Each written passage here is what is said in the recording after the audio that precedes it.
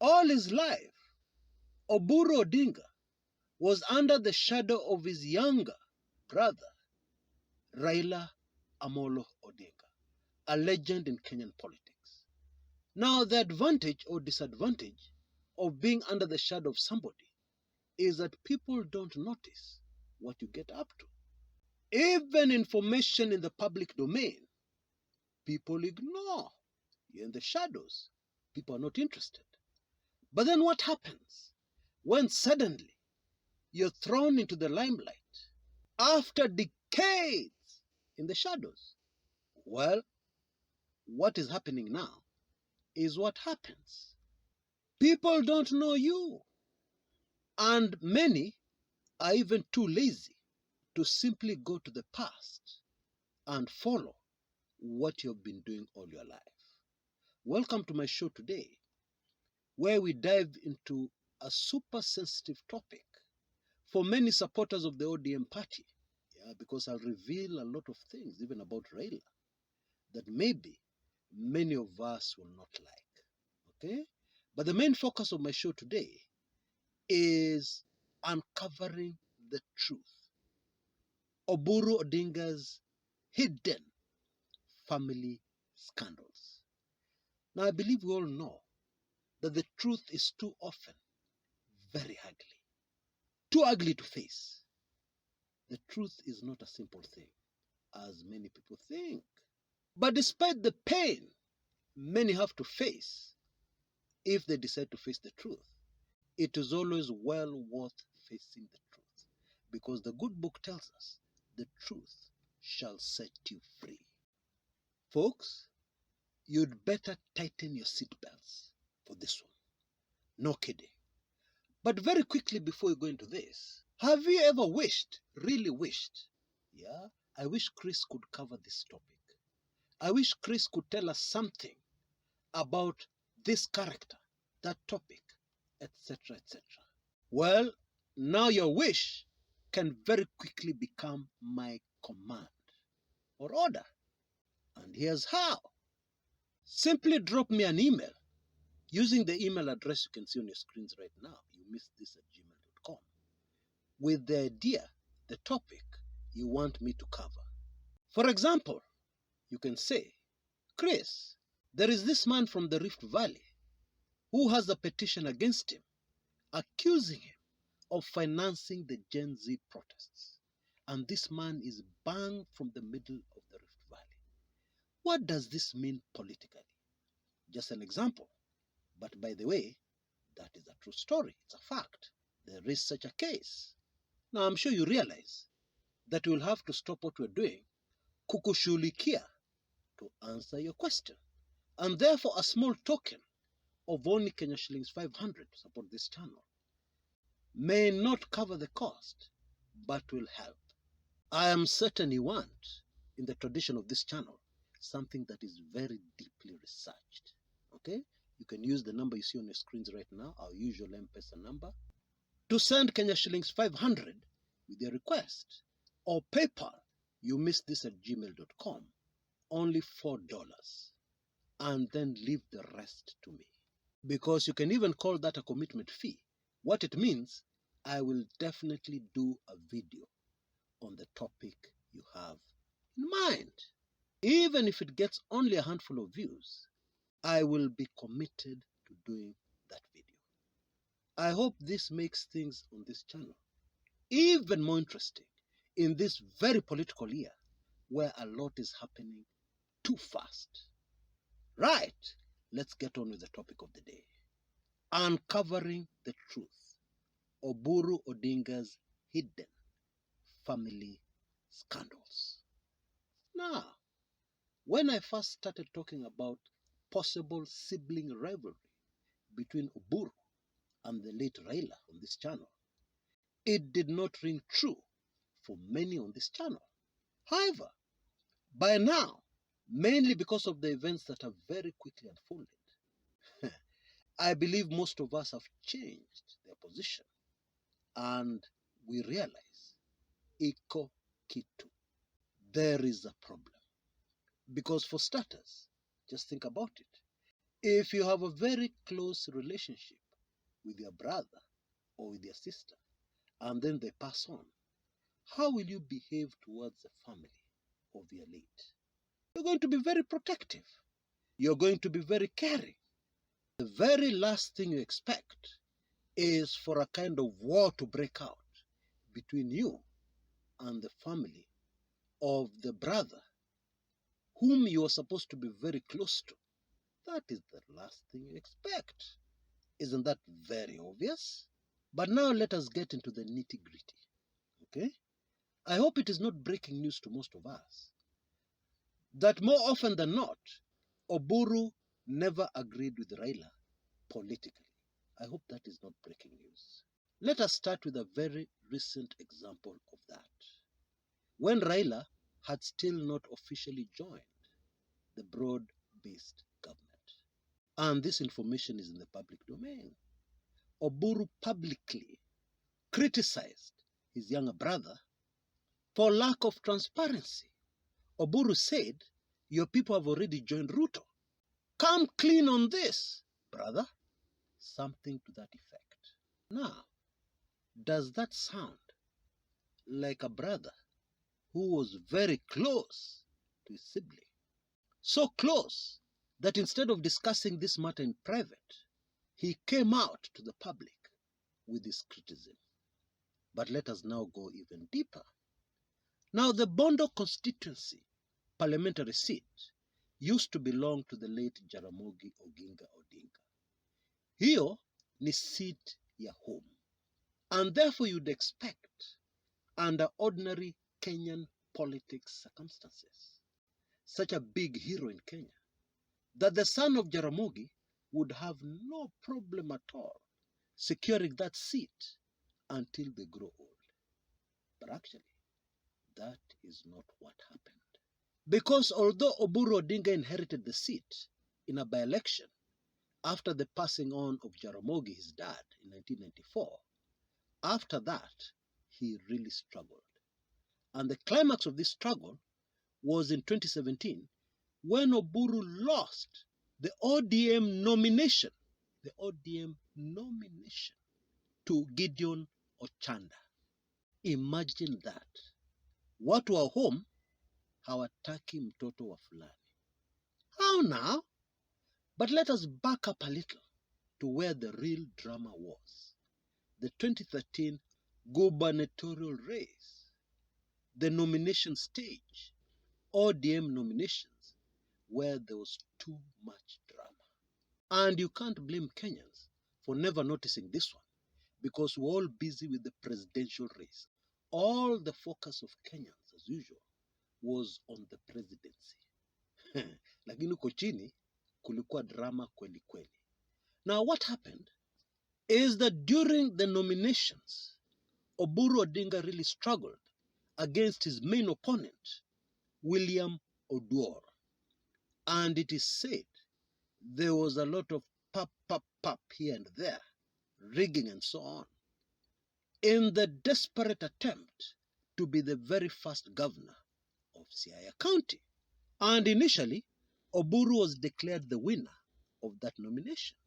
But it was very hotly disputed. And it went to ODM headquarters, where a very interesting decision was made. It was decided not to give it to Oburu, not to give it to Oduor. The mess in that nomination, serious mess, was domiciled within those two characters. And therefore it was decided to give the ODM nomination for that seat to Colonel Rasanga, who ended up being the very first governor under the new constitution of Siaya County. There was, of course, more drama after that because his election was disputed. It went to the courts. That election was nullified. There was a by-election. Colonel Rasanga won again and became the very first governor of Siaya. But let us analyze that for a minute. What does it tell you?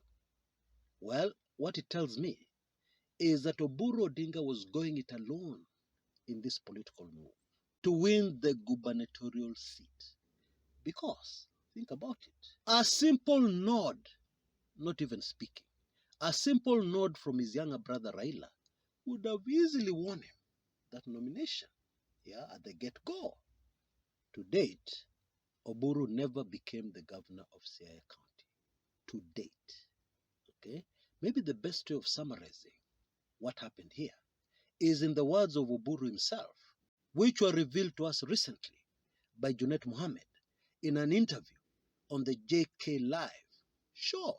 Junet told us that Oburu told them the following, and I quote, "My brother's shoes were too big, but I also have my own shoes. My brother's shoes were too big, but I also have my own shoes." That statement is pregnant with meaning. Okay? Maybe let me also add another quote, this time from Winnie Odinga, the last-born daughter of the late Raila Odinga, during a very recent speech at the youth rally in Kibra. She said, "You cannot copy-paste Raila. You cannot copy-paste Raila." What did she mean? What did she mean? Okay, I'm sure you're following. There are countless stories of very serious disagreements between Oburu Odinga and the late Raila that I cannot repeat here because I'm yet to get a second independent confirmation of that information. But believe you me, there are many stories, very crazy stories, of very strong disagreements. Why now? Because according to Oburu, he was very close to his brother. They always worked as a team. Kweli? Hiyo ni ukweli?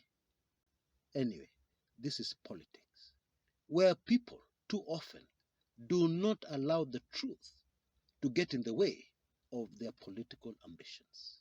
Okay? That's normal, especially in Kenyan politics.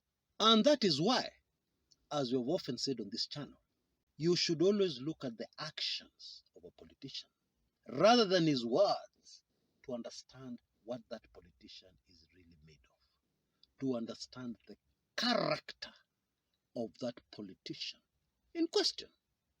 Now, I find it super fascinating and very instructive that over the last few hours, the Ruto camp, Ruto handlers, have leaked some information about Oburu. Why do I find it fascinating? Because I'm questioning their motive. Why are they leaking this information?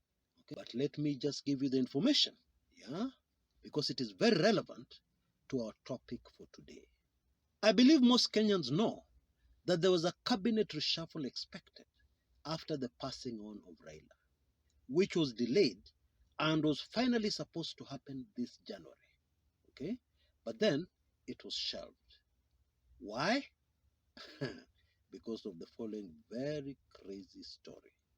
We are told that Oburu was asked, as head of the family, to forward to the president a name that would be appointed to Ruto's cabinet. And Oburu did exactly that. He forwarded the name of his son. But we are told when the president picked up the phone to confirm the same from Raila's widow, Ida Odinga, he was shocked because Ida said, "Huh? I'm not aware. We have not discussed any such thing."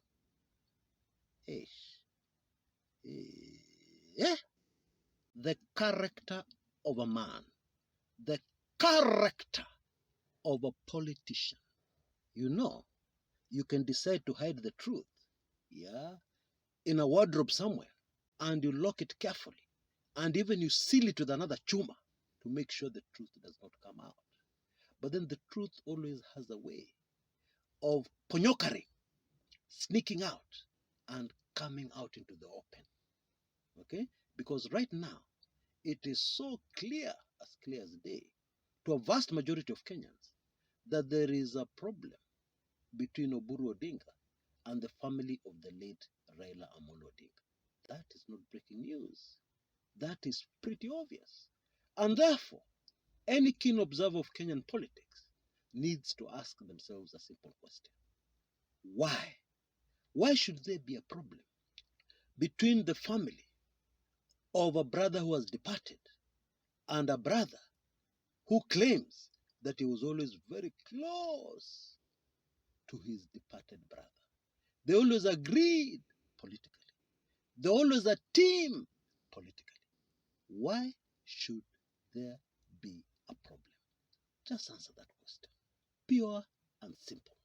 You know, in my humble opinion, Kenyans have not asked the right questions about how Oburu Odinga came to be appointed party leader of ODM.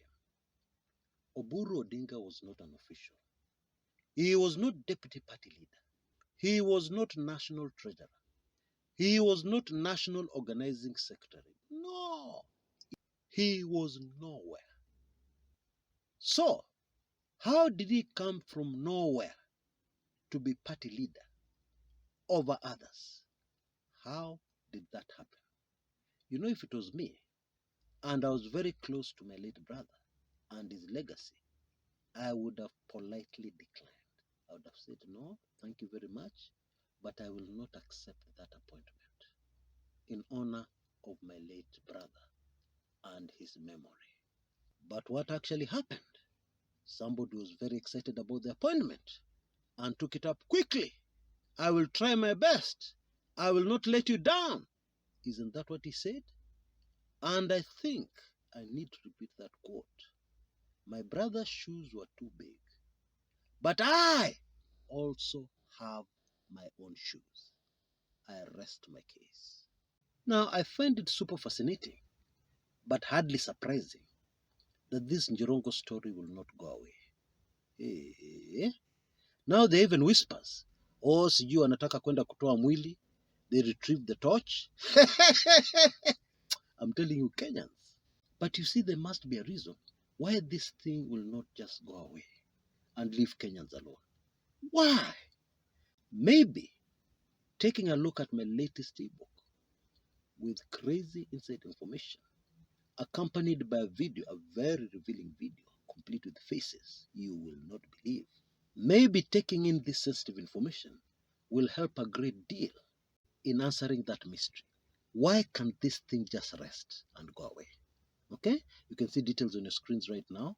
For only Kenya shillings 19.99, you'll not only get this very detailed ebook, very detailed, tells you exactly what happened, including timelines, but you will also get that highly sensitive special report video, which is actually video footage of the scene, moments after that head-on collision with the climax bus. I'm telling you, that video is so revealing. The body language, this person standing, watching, doing nothing else. You need to take in this information. You can see details on your screens right now. We are the tail end of this amazing offer. So please rush and take full advantage of it. Until next time, this is Chris Karaoke Kumekucha.